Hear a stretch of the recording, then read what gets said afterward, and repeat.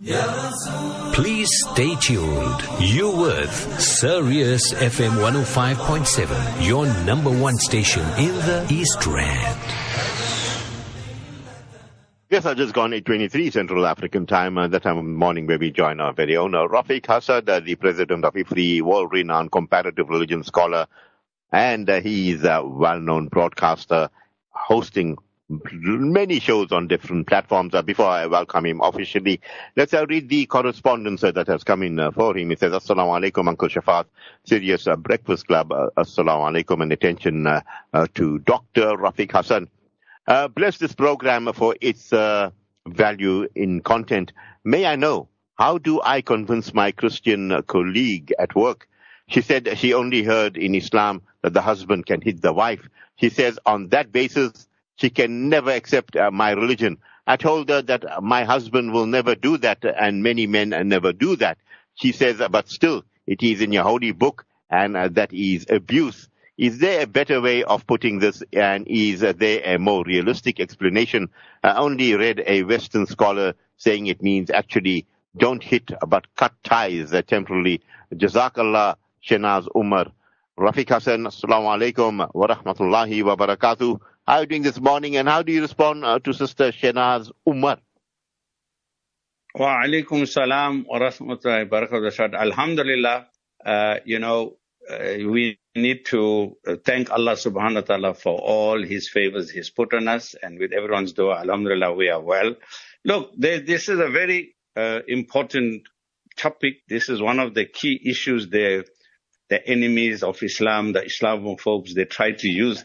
This is chapter 4, verse 34 of the Quran, and I will read the verse, so in English, so that people can get the context of what's happening. One of the verses that is being used about wife beating, Bismillah ar-Rahman ar-Rahim. As for those women on whose part you fear disloyalty and ill conduct, admonish them first, next refuse to share their beds, and lastly beat them lightly.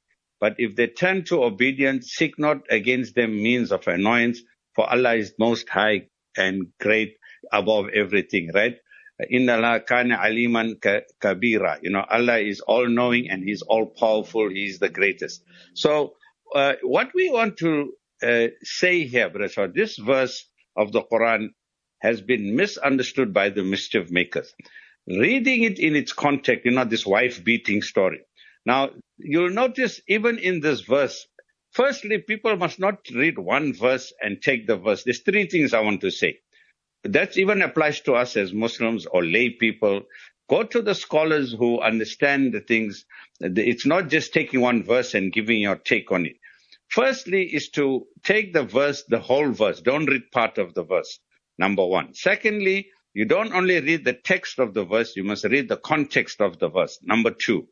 And thirdly, you got to look at what other verses are saying about this. You must know the Quran is not in subject order.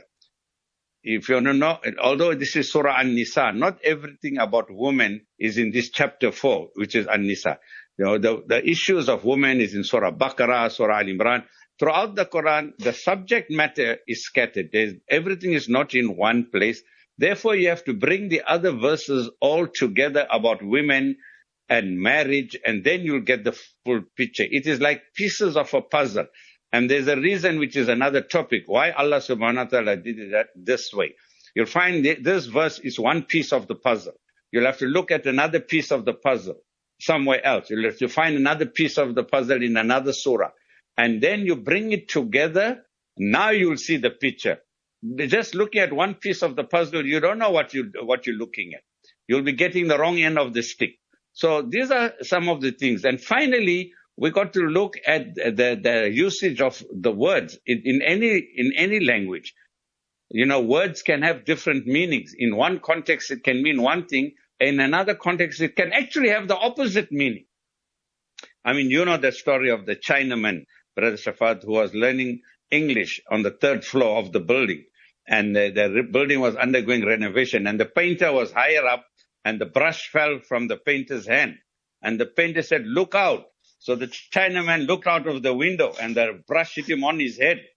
And he started fighting with the pen. He said, "What's wrong with you?" So the painter told you, I said, look out. He said, well, that's what I did. I looked out.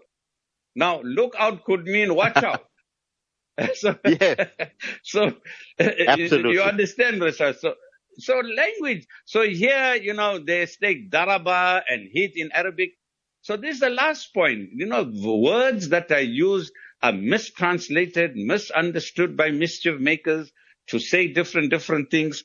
So I think, it's not a straightforward thing. We must be very careful. I'm talking to the Muslim listeners. I'm talking to those who are not of the Muslim. I'm talking to the layman Muslim who need to consult the experts, in the field, and because there are so many sides of this and pieces to put together to get the real story. So having said all these preliminary remarks, let's just go to this verse. Here, just simple because of time. Go back to the verse. You'll find when it came to, hitting the woman or beating the woman lightly, not busting her up, right? This is not what's in the Quran. And it's the last resort. So let's go in its context. It's the third resort, number one. So it's not, you don't start with that. Number two, you must understand this text within the context of a Muslim marriage. It's within a marriage relationship, this text. This text is within the broader concept of husband and wife relationship. And look, how does the verse start? Let's go to it. As for those women on whose part you fear disloyalty and ill conduct. Now, it is talking, about disloyalty and ill conduct, bad conduct. Now, you can well imagine we are talking about a serious offense here, Brother Shafat. The verse is describing disloyalty. Imagine if your wife is disloyal to you. Supposing you tell your wife, I don't want you to speak to your ex-boyfriend, the one you was going out to. I'm just giving an example, right? And now that we are married, and I don't want you to have any contact which is legitimate, or vice versa. The wife will tell you, maybe you were engaged previously and that engagement broke up and what have you. And the wife tell, look, I don't want you to have any communication talk, which is fair and natural and legitimate. And here the husband comes home and he sees the wife chatting, with the ex guy and what have you, which was agreed upon. Now it's something to worry about.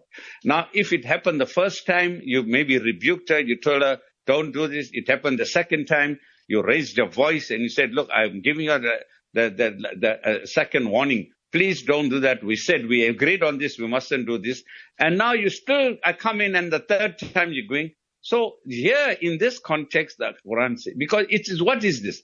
Here's the TKO I'm giving. These issues where it can lead down to divorce. It can lead down to the marital relationship. It can lead to the breakdown of trust and bonding and healthy, loving relationship between husband and these issues that can lead to that. That is the ill conduct we're talking about.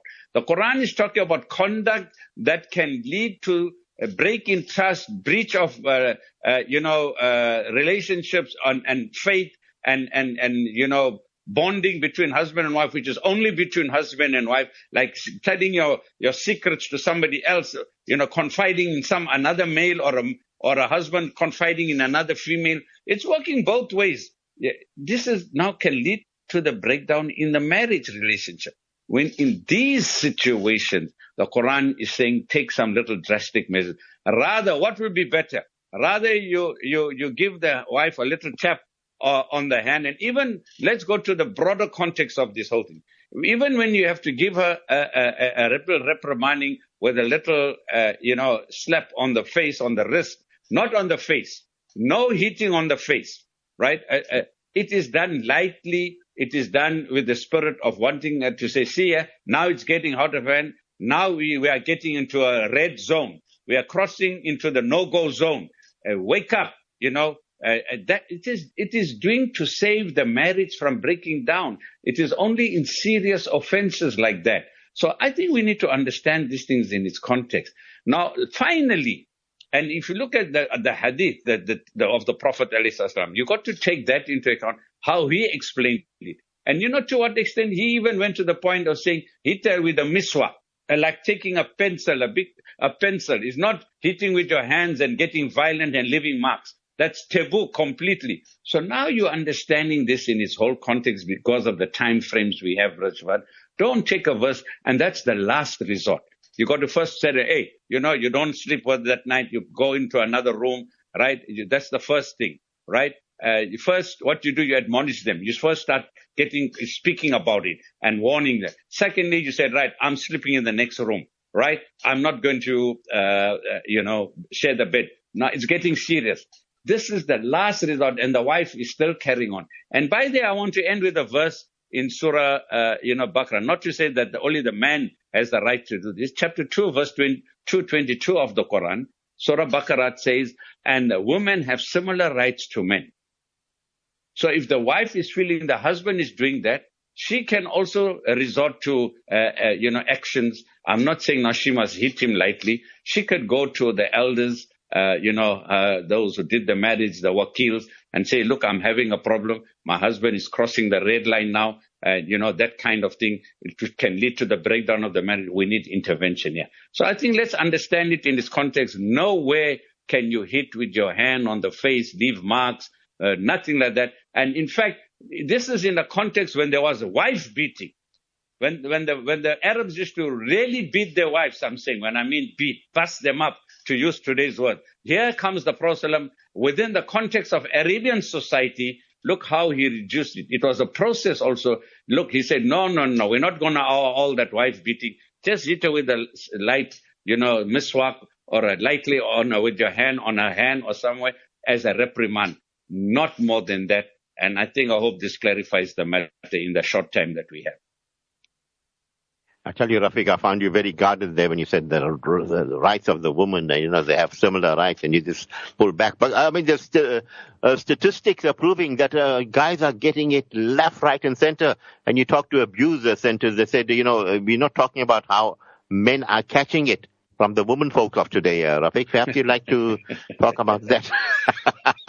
Yeah, I think me and you are going to vote for a men's day now. We got women's day, we got to have a men's day now. We're going to push Sarah Ramaphosa to have that to balance it up. But look, every situation is unique, Chef. It is true there are certain women who abuse the men verbally the whole time. They are being abused psychologically by women, all that kind of thing. So, and obviously there are those who even go to the point of, beating and striking in anger. Women are more emotional creatures. So, that kind of thing, it is there. I'm saying, both ways it is wrong. We don't need violence in a marriage. Violence does not, only begets more violence. And that's why I said, one needs to first, the Quran has prescribed 2 steps prior to resorting to that. And I'll go further in its context in a marriage. Yeah, it said reprimand them. Then it said go to separate beds, and then finally just, lightly give them a shot on the hand or somewhere. But the Quran in other verses says call an arbitrator now. Even before you go to beating, once you are in separate beds and either of the spouse or the woman is still carrying on in those bad ways which are going to harm the marriage and lead to divorce and breakdown, call the elders, call an arbitrator in at that point. Let them resolve the issue. Islam is not promoting beating. It's promoting resolving an issue before it gets out of hand and finally divorce, which is the most dangerous and detrimental thing in society, the divorce and breakdown of marriage, which is the cornerstone and bedrock of any society. Well said there, Rafeek. And yes, as you said, we can go on indulging this and get into other things. And we'll talk about Westoxication and the propaganda and what these people are changing, the divine decree or divine laws. And this is why we're finding all these, unsavory incidents coming through. Your parting words before I let you go? Well, it was just the month of Rabi al-Awwal. Here, let's put this in the topic today, Chef. And in the context of this, look at the last sermon of the Prophet Isa. Look at the last sermon, the farewell speech, the historic, momentous speech, the parting advice of the beloved Prophet. What was in that last speech? The women are an amana in your hand. Treat your woman well. Treat your woman well. That sounds like beating? That's his parting words. He says, the best among you is the one who's best to his wives, and I'm the best to my wives. Rafeek, you talk about TKO. That was a TKO of all TKOs. Say it again. Treat your woman well. Rafeek, say it again. Say it again for me. I like it. Say it again, Rafeek. No, the Prophet ﷺ said, the best amongst you is the one who treats his woman the best. And I treat my woman the best. So that is what my wife's the best. So there's the parting advice. Where does the hitting come in? Yeah, absolutely. And someone said, hey, the hitting was, you must just take a blade of grass and hit her. You know that, Rafeek? They said, just take a blade of grass and reprimand her. I mean, what can that grass do, Well, Rafeek? you can also... Yeah, well, I will translate it as hit her with kindness and love. Yeah, buy more chocolates and roses. Repel evil with that which is good. Yes, repel evil with that which is good, the Quran says. So, these are all the lot of deep, as you said, if you go too deep into this, the Prophet said, the best among you who's best and kind. Yes, if they did wrong too, there's a way to resolve it, not beating. Beautiful indeed, Rafeek. Really enjoy your company. Brilliantly done. You have a, mashallah, beautiful day ahead. Inshallah, we'll talk to you soon.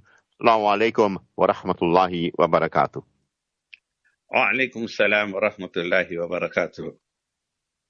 Time for us to go for a break. When we get back, Abu Bakr, see that Professor will be joining us on Muslim News.